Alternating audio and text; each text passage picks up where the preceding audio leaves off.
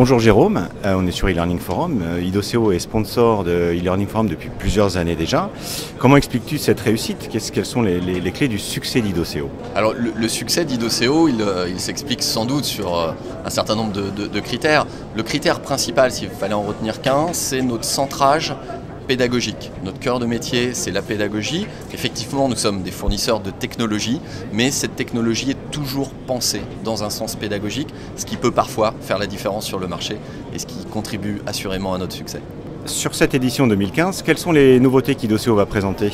Nous avons récemment lancé notre nouvelle plateforme, e-Learning Manager version 6, et c'est l'occasion pour nous de la présenter au public parce qu'elle est accessible en ligne, mais d'avoir en face de nous des prospects, des clients qui nous font des retours sur cette version, c'est un atout majeur et c'est pour ça qu'on vient aussi sur ces salons, c'est pour rencontrer nos utilisateurs.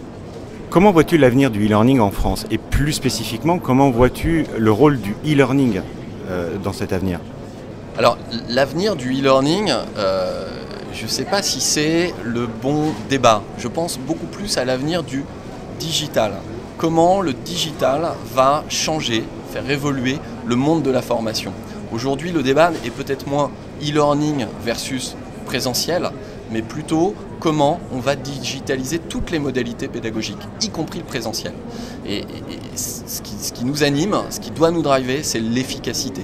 Et l'efficacité de la formation, la productivité, la réactivité passe sans doute, et assurément, nous en sommes convaincus chez Idoceo, par l'intégration du digital. Pour conclure, on a constaté que beaucoup d'entreprises françaises n'utilisent pas de e-learning, n'utilisent pas de formation dématérialisée. Quels conseils peux-tu donner aujourd'hui pour les néophytes qui veulent démarrer le e-learning? Des conseils, on en a un certain nombre évidemment qu'on apporte à nos clients quand on les accompagne sur des projets. Un conseil, peut-être s'il faut en retenir un seul, c'est il ne faut pas chercher la révolution. Il ne faut pas chercher un big bang de l'information qui ferait que tout ce qu'on faisait avant était un peu has-been ou serait un peu has-been et puis que la technologie va révolutionner les choses et que tout va se transformer. Notre vision des choses est beaucoup plus progressive et pour intégrer le digital, la bonne marche, c'est peut-être le présentiel.